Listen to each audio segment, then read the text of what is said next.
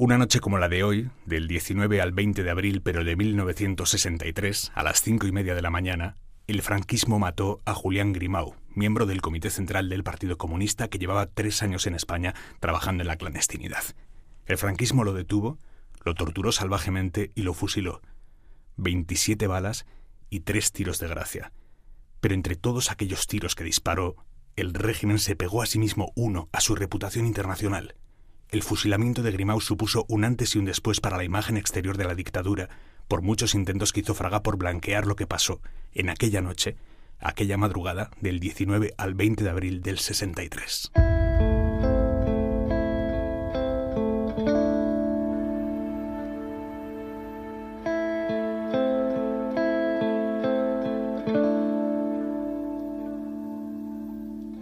Grimau, como buena parte de la generación joven en los años 30, Es Carme Molinero, catedrática de Historia de la Universidad Autónoma de Barcelona. Inició su compromiso político con la Segunda República. Él era militante de Izquierda Republicana, pero al iniciarse la Guerra Civil pasó a ser militante del Partido Comunista. Él era funcionario de la República, él era un funcionario, un policía de investigación criminal y, bueno, se caracterizó por en los primeros momentos del golpe franquista defender la legalidad republicana. Hablan Enrique Santiago, secretario general del Partido Comunista de España, y el periodista Enric Juliana. Pertenecía al Servicio de Información Militar, el SIM. Pero llegó el golpe de Estado y empezó la Guerra Civil. Él profesionalmente era policía y la guerra la pasó en Barcelona. Barcelona era pues retaguardia republicana en ese tiempo y era un lugar con importante conflictividad en el seno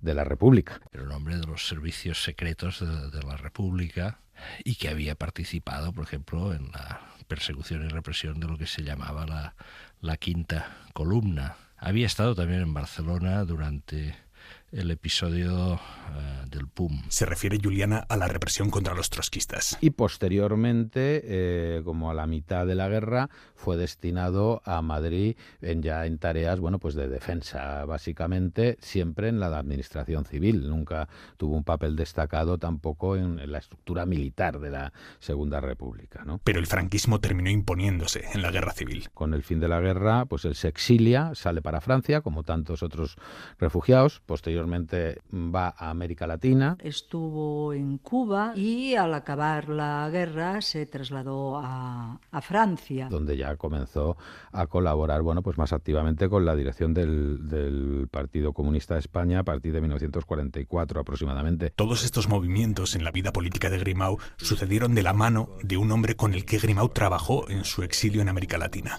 Ese hombre era Santiago Carrillo, y lo cuenta el propio hijo de Carrillo. Para mí Julián era como mi tío, ¿no? Yo, de hecho, a él no le llamaba tío, pero a su mujer Angelita era tía Angelita, ¿no? De pequeño. Entonces, pues Julián está presente en mi niñez constantemente, ¿no? Él era habitual de casa, de fines de semana, de noche vieja, de...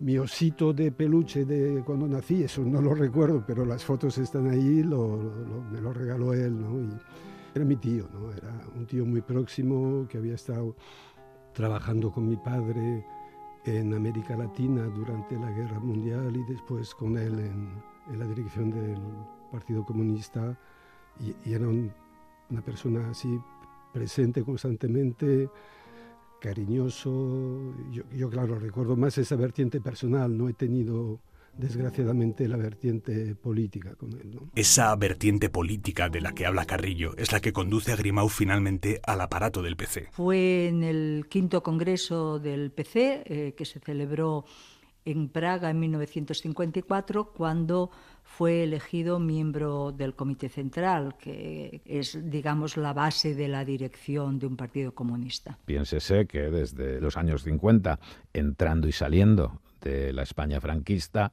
pues hombre, hay que ser inteligente, hay que saber moverse. Julián fue un hombre siempre muy pegado a la realidad española. Su intención siempre era volver a España y, de hecho, él, cuando concluye la Segunda Guerra Mundial, sus tareas en la estructura clandestina del Partido Comunista de España era mantener contacto con el interior y él siempre insistía mucho en trasladarse a España. Y así ocurrió. era de un activismo muy intenso y fue él quien solicitó trasladarse a España. Jugándose la vida, como se comprobó, ¿no? Entrar en España significaba asumir que en un momento u otro ibas a caer. ¿Pero por qué Grimau? Probablemente en principios de los años 60 en París y en otros centros del exilio quizá tampoco había cola de voluntarios para cruzar la frontera clandestinamente y ponerse al frente del aparato clandestino del PC en Madrid. Hubo incluso mucho debate en el seno del Partido Comunista de España si había sido adecuada la decisión de enviar al interior a Julián Grimau por ser un hombre con un perfil de funcionario durante la República, es decir, fácilmente identificable. Ha habido siempre a posteriori una cierta discusión sobre si el Partido Comunista fue prudente al enviar al interior de España a un hombre con ese expediente. Habían elementos de peligro. Tiempo después, Jorge Semprún, cuando ya estaba enfrentado a Santiago Carrillo, terminó achacándole la decisión equivocada, decía, de haber mandado a Grimau a España. En esas cosas tampoco hay, ni mucho menos una situación de clandestinidad, tampoco hay unos archivos que digan claramente cómo fue, pero el caso es que 5 años después de ser elegido miembro del Comité Central, ya en 1959 sí consigue instalarse ya como, no voy a decir definitivamente, pero ya de una forma más permanente en el interior, organizando la resistencia y las redes de resistencia del Partido Comunista de España. De manera que en ese momento, porque es un momento muy álgido, en Madrid coincidió con otros 2 importantes dirigentes comunistas, Jorge Semprún y Francisco Romero Marín. Víctor Díaz Cardiel tuvo contactos con Julián, no sé si el mismo día de su detención o el día anterior. Fundamentalmente, él tuvo una tarea muy importante de organización del partido en Madrid. ¿Cómo era la vida de Grimau en la clandestinidad? Bueno, la vida en clandestinidad es una vida aislada de la familia, con cambios permanentes de domicilios. No existía una red de pisos clandestinos porque tampoco el partido tenía ese patrimonio. Lo que existía era una red de apoyo muy importante, social. O sea, lo que eran casas de miembros del partido, de colaboradores. Vivían en la clandestinidad en una España que empezaba a moverse. Desde el inicio de la década, el régimen tuvo que enfrentarse al reto de una sociedad en rápida transformación y al crecimiento de una conflictividad social cada vez más significativa. Al principio solo era obrera, pero en poco tiempo también fue estudiantil. En el año 62 se había producido algo novedoso, la primera huelga general de carácter general en España. Comenzó la gran huelga, la huelgona. La huelga general de Asturias, que empezó en un pozo minero, se fue extendiendo a otros pozos mineros, se extendió después a la industria y acabó adquiriendo casi un carácter de huelga general. El Partido Comunista de España había tomado una posición, la guerra había concluido, había que optar por la reconciliación y por defender los derechos de los trabajadores al margen de en qué bando hubieran luchado en la guerra civil, ellos o sus familias. Y esa era la tarea que estaba haciendo la estructura del partido. En esos años el Partido Comunista de España sí creía que había posibilidades de debilitar hasta hacer caer a la dictadura, ¿no? La realidad era que los militantes comunistas estaban desarrollando un tipo de oposición, digamos, oposición política a través de la movilización social, y los dirigentes franquistas tenían la idea que acabando con los activistas acabarían con los movimientos. Y es en ese contexto en el que es detenido Julián Grimau. Madrid, 7 de noviembre de 1962. La policía le había localizado a través de una delación, es decir, se había producido alguna detención y la delación es uno de los elementos trágicos de la clandestinidad. Una persona que estaba en la organización del partido, cuyo apellido, solo recuerdo el primer apellido era Lara, le entregó.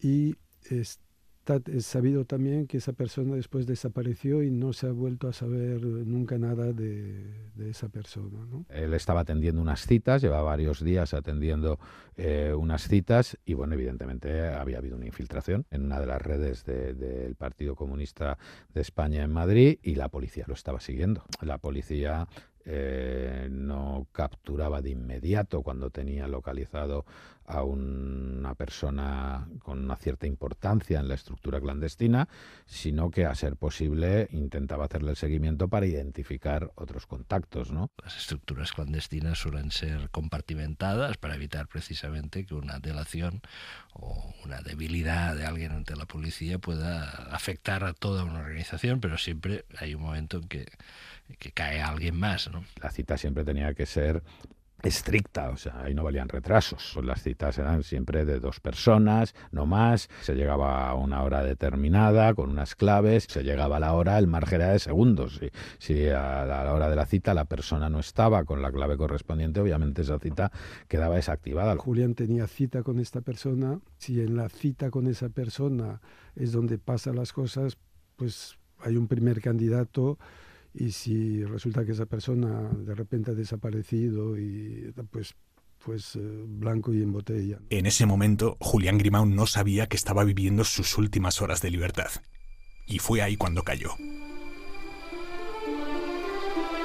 Él es detenido en un autobús de línea cerca de la glorieta de Cuatro Caminos, ¿no? Se subió en un autobús en Cuatro Caminos, en el cual estaba él solo y 2 o 3 miembros de la Brigada Político-Social. Y allí mismo lo detuvieron, dentro del autobús. Juan José del Águila, exmagistrado, es una de las personas que más a fondo ha estudiado el caso de Julián Grimau. Él sube en un autobús y al cabo de unos minutos él se da cuenta que en el autobús hay muy poca gente, hay 2 o 3 pasajeros solo, y que el autobús no para en las paradas, hay una policía. Entonces se pone a gritar: soy miembro del Partido Comunista, se intenta llamar la atención, ¿no? La consigna del partido en ese momento era inmediatamente gritar el nombre y reclamarse como militante comunista, evidentemente, para que alguien lo oyera y esa información además pudiera llegar no solamente a la dirección del partido, sino que también pudiera llegar al exterior, a medios de comunicación, a que se conociera, ¿no?, que esa persona había sido detenida. La noticia llegó hasta París. Fue un mazazo, ¿no? Y el hecho de saber que su vida peligraba, pues mucho dolor. Un dolor que solo acababa de empezar.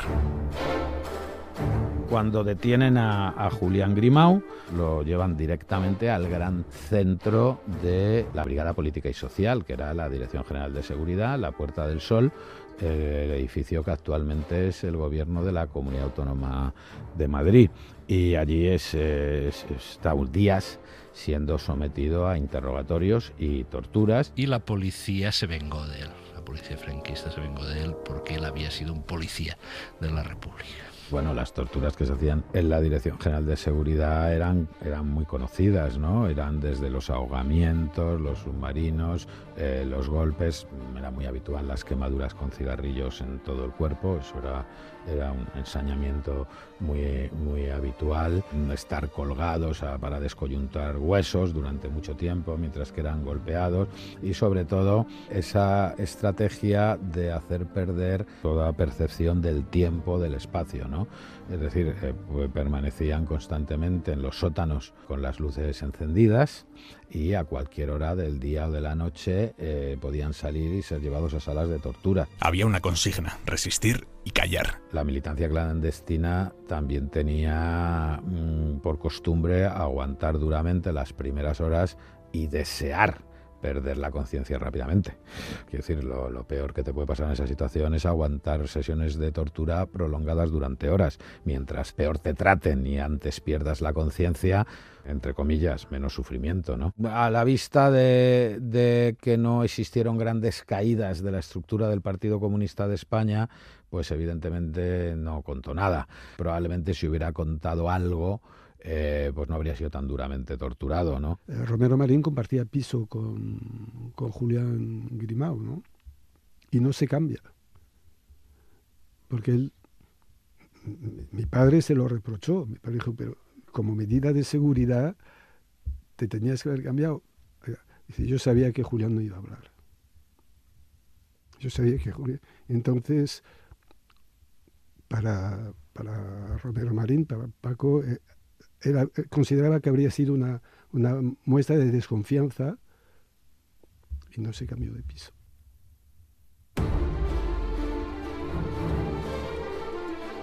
Grimau no habló a pesar de que las torturas se llevaron al límite, hasta el borde de la muerte. Grimau cayó desde una ventana de la Dirección General de Seguridad. La versión policial, que en un momento del interrogatorio, Grimau se subió a una silla, abrió la ventana y se arrojó por la ventana por su propia voluntad, ¿eh? Esa versión también la aceptó el juez de guardia. La policía sostuvo que él se había tirado en un momento de desesperación. La versión del Partido Comunista siempre fue de que le habían tirado por la ventana. No se mató de milagro. Eso incluso los informes forenses que luego se han conocido indican sin mucha duda que fue arrojado. Más bien lo que parece es que las sesiones de tortura habían sido tan intensas que debió perder el conocimiento y debieron pensar que lo habían matado. Explican quienes lo han estudiado que fueron 4 pisos de caída hasta el suelo. Esa es otra indicación también que pone de manifiesto que evidentemente intentaron matarlo tirándolo desde un 4º piso, porque no se interrogaba a las personas en los pisos superiores. Las salas de interrogatorio y de torturas estaban en los sótanos precisamente para que nadie tuviera percepción, no viera luz del día y siempre con una bombilla para hacer perder eso, la ubicación espacial, temporal, desorientar y facilitar los interrogatorios, ¿no? Intervinieron una lesión, una fractura de la base del cráneo y tenía una especie de hueco así en la cabeza. Se partió la cabeza, una gran herida que le descompuso el cráneo, y lo sorprendente es que sobrevivió en muy difíciles condiciones, pero sobrevivió. Sale del hospital donde lo operaron y lo llevan a Carabanchel. En Carabanchel entonces había 2 galerías donde llevaban a los presos políticos. Yo he leído biografías de gente que habló con Julián Grimau en los pocos días que estuvo allí en Carabanchel. Y todos llegan a la convicción de que él tenía muy claro de que se lo iban a cepillar.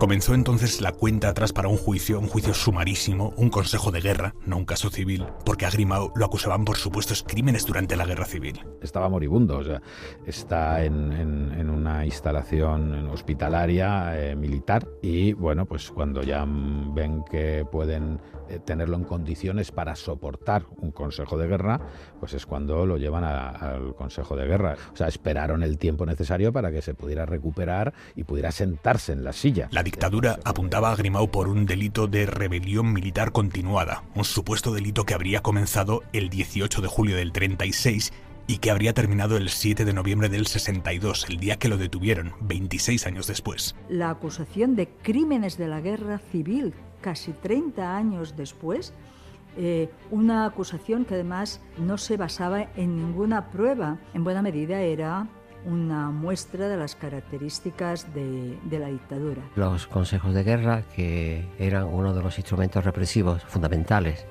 de la dictadura contra la oposición democrática, pues entraba dentro de ese marco general de represión amplia y brutal que hizo la dictadura contra quien se oponía a su absoluta falta de legitimidad. Carlos Jiménez Villarejo, jurista, exfiscal anticorrupción, es una de las voces que mejor conoce cómo impartía justicia la dictadura de Franco.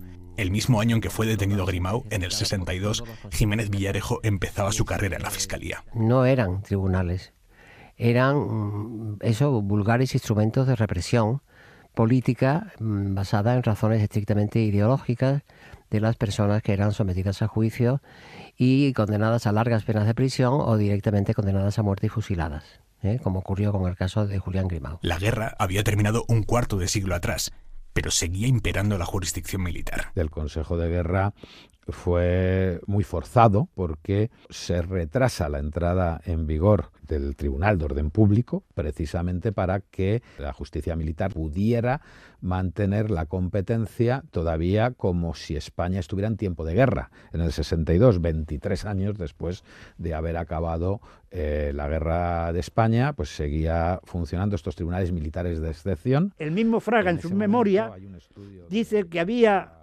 una predisposición para reducir la jurisdicción militar y crear otra cosa. Entonces la solución a la que llegan es crear una jurisdicción especial. Lo que suponía la ley de orden público era pasar la represión política a la jurisdicción ordinaria. ¿Pero qué hizo la dictadura? Porque tenía abierto el caso de Grimau, acusado de crímenes de guerra. Estuvieron reteniendo ese proyecto de ley de creación del Tribunal de Orden Público hasta que se celebró el Consejo, lo fusilaron. La decisión estaba tomada. El líder comunista no iba a evitar esa jurisdicción militar ni sus consecuencias. Se pretendía dar un escarmiento a Julián Grimau, desde el primer momento se le pretendía fusilar e iban a matarlo, o sea que Julián Grimau se había convertido como en el rehén, en la pieza más preciada del franquismo. El polémico juicio finalmente se celebró el 18 de abril de 1963, un solo día de juicio. Un sinfín de irregularidades. El Consejo de Guerra fue luego muy cuestionado. Hubo personajes absolutamente deleznables. Por ejemplo, Manuel Fernández, ponente de la acusación, que era militar, no tenía título jurídico ninguno. No se permitió a la defensa de Julián Grimau que ejerciera la defensa, precisamente por un tribunal militar. Una de las tareas esenciales de la preparación de la defensa de Julián Grimau fue una de las primeras abogadas que hubo colegiadas en el Colegio de Abogados de Madrid. Creo que la primera mujer, que era María Luisa Suárez. Asumió la tarea también con ella Amandino Rodríguez. Amandino era un gran abogado. Pero ninguno de ellos pudo ejercer porque no eran militares. Y aquí surge una persona a la que el Partido Comunista de España le tiene todo el reconocimiento, el capitán Alejandro Rebollo. Sin ser un hombre en absoluto comunista, hizo una tarea de defensa espectacular, muy valiente y de una altísima calidad jurídica. O sea, Rebollo defendió en aquel juicio y durante toda su vida que las acusaciones del franquismo contra Grimau eran falsas. Grimau no figuraba en la causa general de la guerra, ni se probó que participara en una checa, un centro de detención político de Barcelona, nada. Esto lo explicó el propio Rebollo en una entrevista en El País décadas después. Todo fue, según él, según Rebollo, todo fue una burla a la verdad y a la democracia. Rebollo lo que pidió fue la absolución de estos cargos y pidió una condena de 3 años por algo que reconocía Julián Grimau, que era militante del Partido Comunista de España. Obviamente era un delito. Rebollo nunca fue un hombre de izquierdas, pero sí fue un hombre que por sus valores y su comportamiento pues era un demócrata, ¿no? Un demócrata pues que se vio en esa situación. Todo el agradecimiento de la democracia española a personas como esta, ¿no? Quiero decir que al final pues en el franquismo era un aparato de Estado y al final pues la gente me imagino que tenía que sobrevivir, ¿no? Es una persona digna, una persona sensata, un jurista. O sea, quiero decir que cualquier jurista se daba cuenta, cualquier jurista valiente. El Consejo de Guerra condenó a muerte a Grimau y al día siguiente se celebró el Consejo de Ministros que pudo haberlo indultado o haber conmutado su pena. Todos los ministros que han escrito su memoria sobre ese día, todos dicen que fue uno de los consejos de ministros más importantes porque hubo que decidir si se fusilaba o no a Julián Grimau. Solo hubo un ministro que se opuso políticamente, digamos, porque entendía que no era muy inteligente en ese momento realizar ese fusilamiento, que fue precisamente el ministro de Exteriores, Fernando María Castilla, que debía tener una percepción de cómo era el mundo, ¿no? Más allá de las fronteras españolas, ¿no? Y claro, y percibir claramente que había una campaña internacional desde el primer momento denunciando el asesinato que estaba cometiendo el régimen franquista. En esa campaña participaron muchísimas organizaciones de todo el mundo. Consiguió que más de 800.000 telegramas llegaran a Madrid. Y el mismo Fraga reconoce que el despacho se le llenó de cartas y postales que vinieron de todo el mundo. Todos los cartuchos posibles se intentaron y hubo una enorme respuesta internacional. Se produjeron manifestaciones en capitales europeas y latinoamericanas. Nadie pensaba que a esas alturas el franquismo volviera a fusilar y sobre todo el partido yo creo que tenía mucha confianza ante la importante campaña de solidaridad internacional que se desató. Y al final consiguió que importantes dirigentes europeos, desde Willy Brandt a la reina británica Isabel II, el Papa Juan XXIII, el futuro Papa Pablo VI, todos ellos solicitaron clemencia a Franco. Khrushchev envió una carta a Franco con el encabezado, excelentísimo señor. Eso tuvo su peso. Yo creo que moralmente, digamos, ensanchó las bases del antifranquismo. La ola de solidaridad fue tan amplia, Kennedy, el Papa. Esas dos fueron llamadas más personales de Angelita, la mujer de Julián, ¿no? ¿Qué llevó a Kennedy a involucrarse él personalmente en algo que estaba sucediendo dentro de España? Pues que en el año 1962 la ejecución de un opositor en Occidente era algo que contravenía un punto esencial de lo que entonces se llamaba la Guerra Fría, que era la batalla por la reputación. Occidente tenía que ganar esa batalla y la acabó ganando, pero no la podía ganar fusilando opositores. Es que fueron hasta la reina Isabel la que intercedió por la vida de Grimao. Dolores Ibarrurri se dirigió a Pilar Primo de Rivera como de mujer a mujer. O no sé, intelectuales como Jean-Paul Sartre o Yves Montand, todos ellos se pronunciaron. Incluso, bueno, hay una famosísima canción de Violeta Parra. Miren cómo nos hablan del paraíso cuando nos llueven balas como granizo. Miren el entusiasmo con la sentencia, sabiendo que mataban ya la inocencia. ¿Qué dirá el Santo Padre que vive en Roma, que le están degollando y a sus palomas? El que oficia la muerte como un verdugo, tranquilo está tomando su desayuno. Lindo se dará el trigo por los sembrados, regado con tu sangre, Julián Grimao. Tanto la viuda como las hijas, pues hasta el final estuvieron pendientes de lo que podía ser un indulto final. Pues no, pues una mínima sensibilidad, pues inteligencia política, pues habría llevado a pensarse esto y conmutar la sentencia, la condena de muerte, pues conmutarla por una cadena perpetua. No fue así, y a Grimao ya solo le quedaban horas. Ya cuando entró de madrugada pues ya se vio que eso era imparable. Van a por el abogado militar que le defendió, Rebollo van a por él a su casa y le dicen que se vista con el traje de gala, porque el Código de Justicia Militar establece que el abogado que ha defendido al reo que está condenado a muerte le tiene que acompañar. Y entonces lo llevaron al Carabanchel. Debajo del centro de la cárcel había la celda de condenados a muerte, y en esa celda Rebollo permaneció durante toda la noche. Dice que lo único que le interrumpía era el médico que entraba de vez en cuando para chequear la salud de Julián Grimao, y dijo que estaba absolutamente tranquilo. Hubo una anécdota muy curiosa, y es que Grimao le tuvo que animar al abogado. No te preocupes, si lo has hecho muy bien y tal. Y una de las cosas que hizo Julián, que tuvo un detalle con él, es se sacó una fotografía de las hijas y se la dedicó a Rebollo. Y hay un dato que, viendo papeles, es un dato muy revelativo, y es la firma de Julián Grimao cuando le notifican la condena a muerte.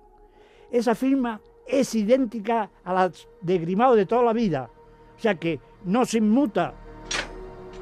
Carabanchel, 5:30 de la mañana. La Guardia Civil no quiso formar el piquete de ejecución. El general dijo que no era competencia de la Guardia Civil hacer el piquete. Finalmente, la ejecución fue encomendada al ejército. El régimen tuvo que utilizar soldados, digamos, de leva. Entonces eligieron a gente que estaba haciendo el servicio militar de pelotón. Tú imagínate lo que es eso, ¿no? Pues con los soldados de leva, nerviosos, probablemente aterrorizados, a los que les temblaban las manos, y cuando dispararon, pues no le mataron. Cayó, evidentemente, mal herido, pero no muerto. Y tuvo que ser finalmente, con tiro de gracia, ¿no? Y el oficial que dirigía el piquete tuvo que disparar 3 disparos de gracia, porque al parecer también a él le temblaba la mano.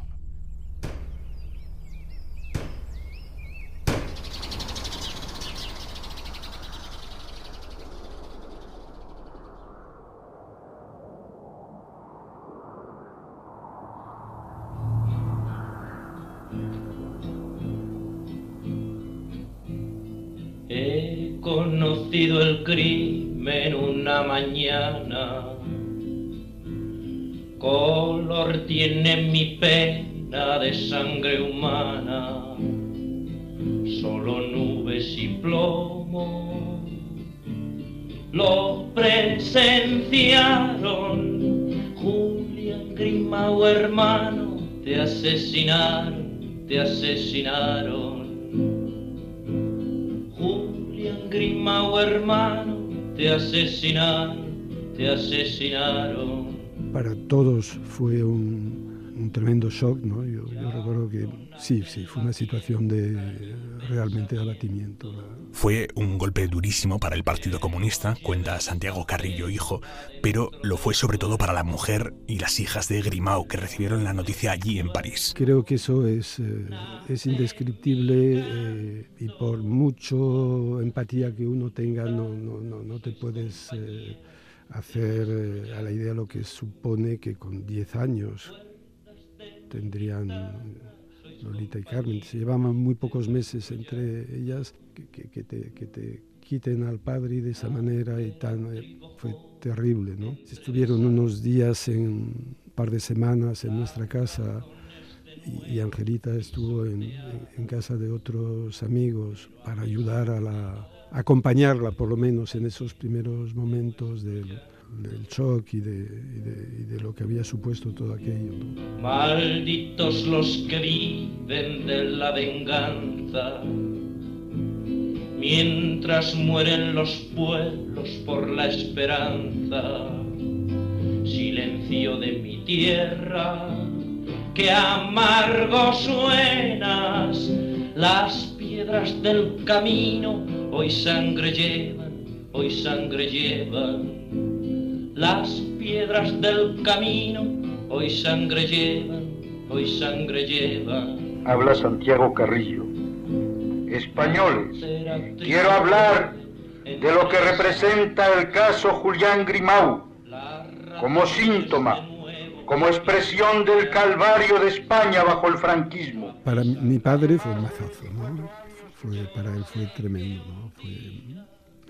Mi padre es un hombre que interiorizaba mucho todo, pero al poquito tiempo de eso volvió a aparecer la úlcera sangrante de estómago, y yo creo que eso era la manera en que eso se estaba manifestando, ¿no?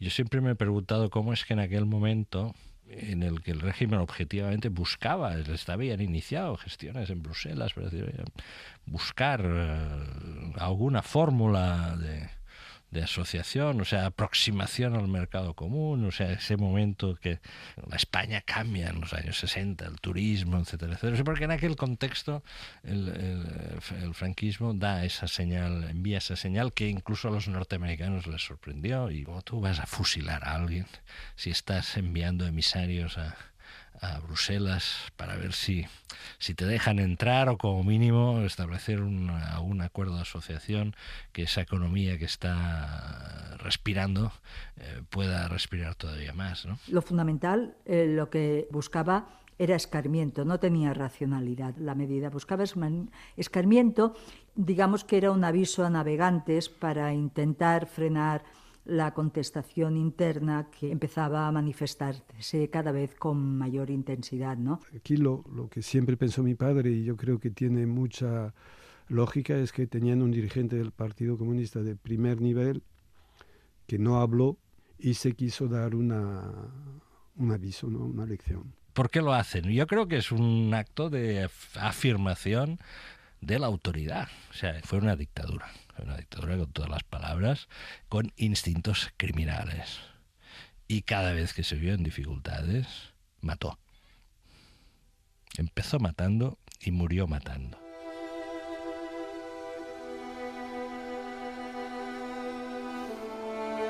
Dentro de España hubo la contestación que podía haber en una dictadura férrea. En algunos sitios sí que se produjeron manifestaciones. En Barcelona algunos estudiantes, profesores muy jóvenes fueron a Canaletas, a las Ramblas, protestaron y fueron detenidos, con lo cual tuvo graves consecuencias. Pero la gran contestación, el gran shock, fue el que se vivió fuera de España. Lo que viene es a profundizar la imagen represiva del régimen. Un gran desprestigio del régimen franquista a nivel internacional. El franquismo salió tocado y si alguien tenía dudas de la naturaleza del franquismo, si alguien pensaba que el franquismo podía reciclarse, pues con esto quedó claro que no era posible. Y ya el régimen, ya de antemano, ya preveyendo eso, editó varios folletos que se encargó de distribuir a la prensa extranjera, en los consulados y en las diplomacias, varios folletos sin pie de imprenta, sin poner la autoría. Y uno era del Ministerio de Asuntos Exteriores y otro del Ministerio de Desinformación de Fraga. Por eso el papel de Fraga fue fundamental. Fraga tuvo un papel importante. Fraga, Manuel Fraga y Iribarne, en aquel momento era ministro de Información y Turismo. El Ministerio de Información era el Ministerio de Desinformación, en realidad, y de contrapropaganda. El papel de Fraga es, la verdad, bastante lamentable en todo lo que tuvo que ver con Grimau. Fraga firmó una sentencia de muerte contra una persona que su delito era ser militante del Partido Comunista de España. Ese era su delito. Fraga fue quien dirigió la campaña para contrarrestar el descrédito internacional que provocó la detención y el fusilamiento de Grimau, y no se ahorró de llamar al dirigente comunista un asesino repugnante. Bien, Fraga lo que hizo fue enfocar la cuestión de la siguiente manera. Aquí no estamos juzgando ni condenando a un opositor al régimen, pero estamos juzgando y condenando a un policía de los servicios de la inteligencia del comunismo durante la Guerra Civil. Por lo tanto, estamos ajustando cuentas con lo que pasó en la Guerra Civil. A la familia se le negó durante años saber incluso dónde estaban los restos de Grimau. Primero estuvieron en el cementerio de Carabanchel, pero de forma secreta, sin que nadie supiera dónde habían ido, dónde habían estado depositados. Era un secuestro, o sea, lo que hicieron con Julián Grimau era un secuestro y la falta de humanidad del régimen franquista pues era absolutamente evidente. Pero luego, a través de la familia, consiguieron recuperarlos y trasladarlos al cementerio civil. Yo fui testigo de ese traslado y entonces nos concentramos allí un grupo de gente y la policía tomó el recinto del cementerio civil, incluso hubo detenciones. Y a partir de ahí empezó una lucha de la familia por anular la condena a muerte de Grimau, que todavía hoy, 2022, no ha sido anulada, sigue vigente la condena. La nulidad del proceso, formalmente, del proceso del Consejo de Guerra no se ha producido. Ni el régimen franquista, ni en democracia, nunca ha habido facilidades ni voluntad para revisar y para anular esa condena. O sea, eso no ha tenido ningún efecto. El intento por anular la condena en democracia llegó a la sala militar del Tribunal Supremo, pero solo el presidente de esa sala votó a favor de anular la condena. Lo cuenta Carlos Jiménez Villarejo, el hermano de aquel juez que se quedó solo. Del caso Grimau recuerdo la complicidad de la magistratura española cuando rechazó el recurso de revisión que interpuso su viuda en el año 90, y dentro de ese contexto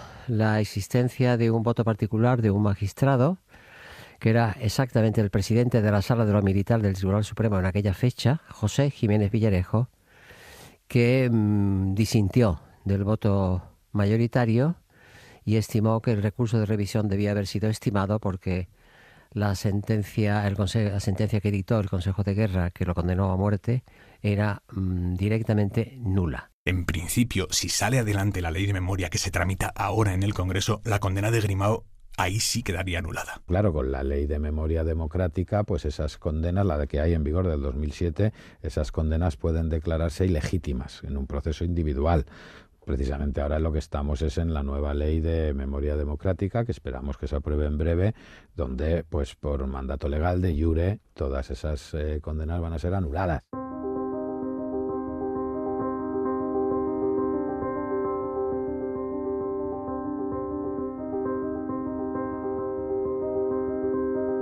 desgraciadamente Julián Grimau no ha sido reconocido como se merece.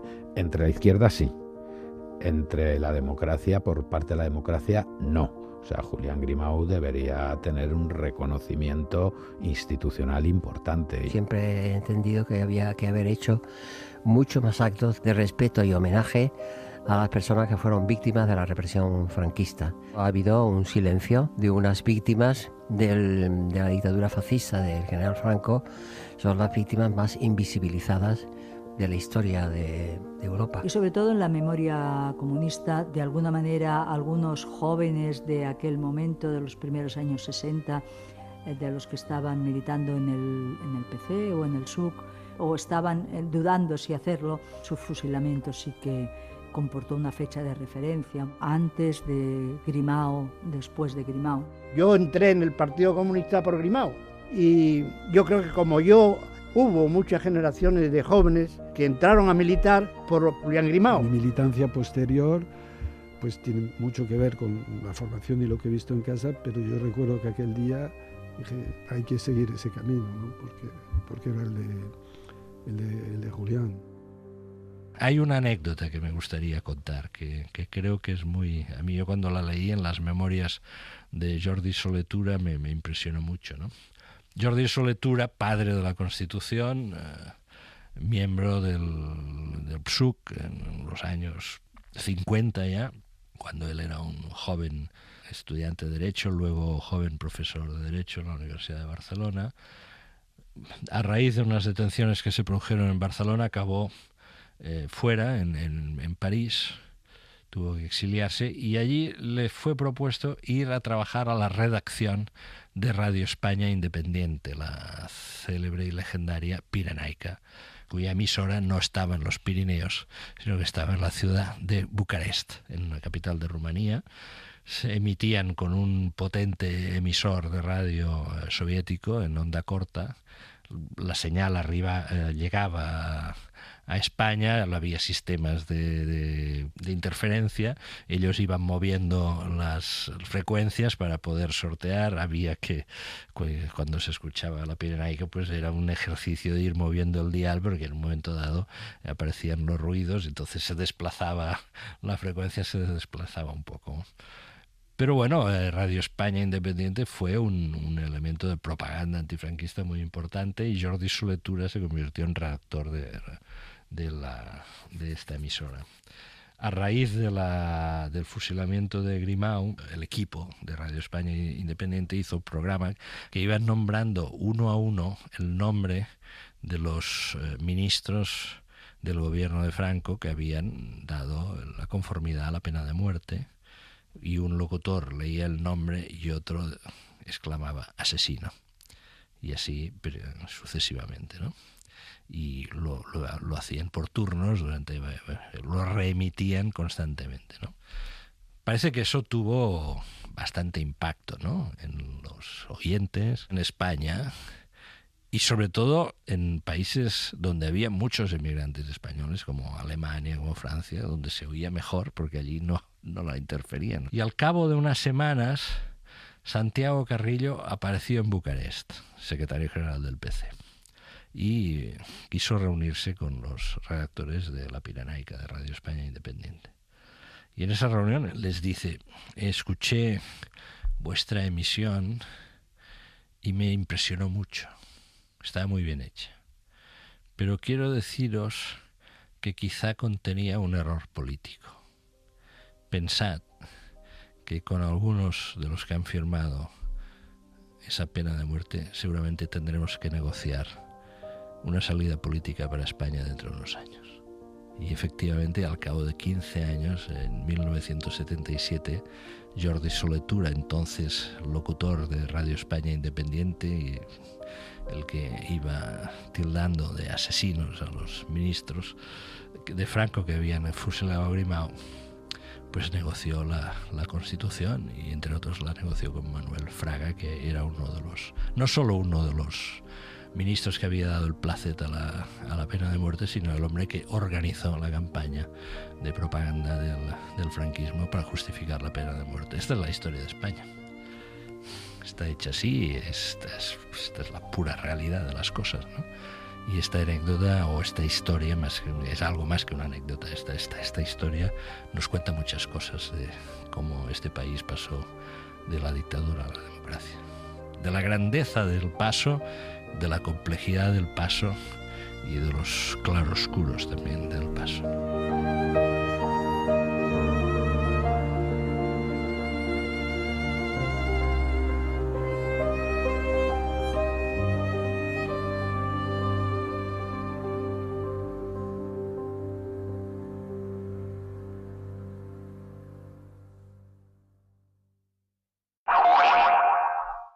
Escrito y producido por Aimar Bretos y Víctor Olazábal, con el diseño sonoro de Nacho Sánchez.